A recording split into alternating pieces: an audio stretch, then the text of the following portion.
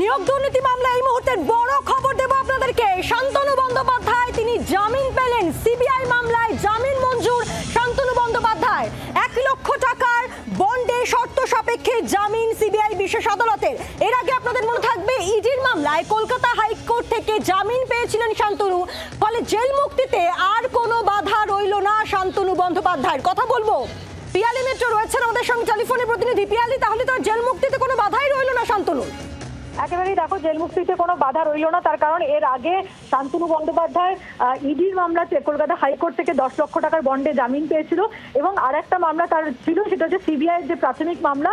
সেই প্রাথমিকের মামলাতেও সিবিআই যে আদালত, সেই আদালত তাকে 50,000 টাকা করে দুটো যে বন্ড, সেই বন্ডে আজকে শর্ত সাপেক্ষে জামিন দিয়েছে। ফলে তার জেল মুক্তির আর কোনো কিন্তু বাধা রইল না। যে এই নিয়োগ দুর্নীতি তার বিরুদ্ধে যে অভিযোগ উঠেছিল, সেই দুটো মামলাতেই ইডি এবং সিবিআই দুটো মামলাতেই কিন্তু জামিন পেলেন শান্তনু বন্দ্যোপাধ্যায়।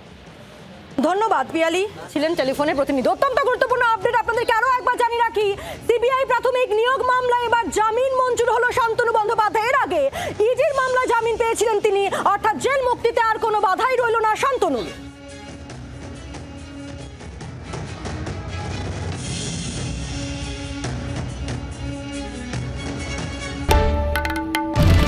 বাংলার আওয়াজ, বাঙালির আবেগ, জি 24 ঘন্টা।